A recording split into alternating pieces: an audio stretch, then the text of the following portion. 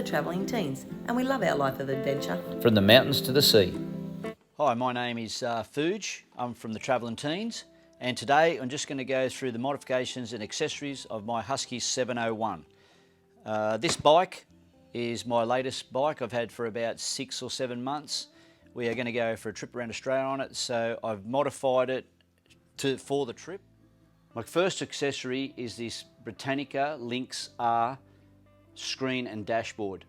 The Britannica comes with a fully adjustable screen. That is a touring screen. It also comes with a sports screen, which, you know, it's really good for buffeting if you're on the highway. It protects you from the wind, cold. Also, it stops you getting fatigued.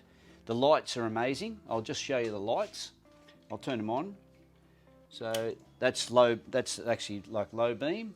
Then if I put on a high beam, which is just there, that is very powerful. It's a really, really good light. Now at the rear of the bike, we have the dash. So if we come around to the back of the dashboard is pretty cool as well. It's got, everything's pre-drilled in here. All the OME parts of it are pre-drilled, and the ABS. The speedo is not pre-drilled. You can put that wherever you like. So I've placed it up a little bit from where it originally would be. I've also got a couple of auxiliary power points in there, a couple of USBs. Also, I've got a RAM mount for my phone, which I actually use for my HEMA maps, so it does all my navigation. The standard handlebars, I have the Husky hand warmers, which I think are brilliant.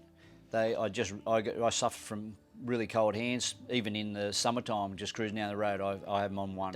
I have RAM mount with double take mirrors, which are fantastic for winding. We're into tight stuff or taking them off. You can put GoPros up there, whatever you like. Brake side, I have an Omni Cruise, which I only use this really for when I'm doing like long tar sections, which is very rare, but they come in really handy on some of the trips. And a palm, I just put that palm grip on, which is really good for just giving my fingers a bit of a rest. Otherwise, if you're doing the tight, snotty stuff, that all comes off. Accessories. At the front, I have radio guards made by Husky, genuine. Triple clamps, engine guard. I have a bash guard, which is just a standard Husky, and Rad Garage rear brake lever. At the rear of the bike, I have an Outback Moto Trek pannier racks, and the tail rack that I have is a Perun rack. First modifications that I did on the Husky was put a lowering link on it. It's a fairly tall motorbike, as everyone knows that's got one. I'm fairly short. I'm 170 centimetres, which is like 5'7".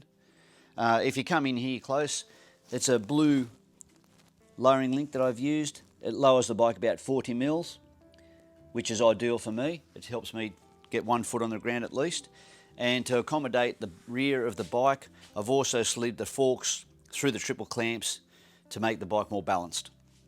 On the other side of the bike, I've had the stand, and I've had to cut the stand down, modified that as well to suit the height of the bike. Okay, so the other modification that I have is the Rad Garage fuel tank, which is a 5.9 litre fuel tank that goes in where the airbox used to be. So you take the old airbox out, put this back in. It also comes with a twin air cleaner, which is a great little air cleaner.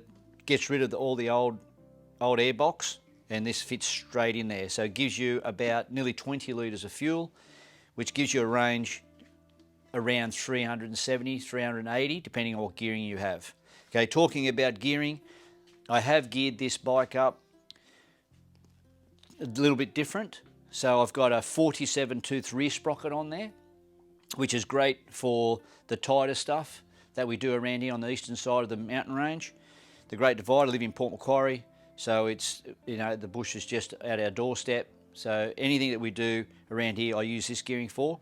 Anything on the western side of the range, I can put a 16 tooth front sprocket on it, gears it up, probably get more like 400, 420 out of a fuel tank. The next modification we've done a bit of work on the pipe. So I've got a friend of mine that cut the back of the pipe off. He's opened her up. The catalytic converter still operates in there, so it's still fully legal, but it's got a beautiful sound and it just breathes a lot better.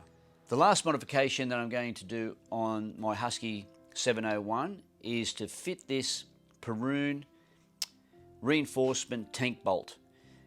It goes in here because of the extra weight they're going to be carrying with extra luggage between 40 and 50 kilos.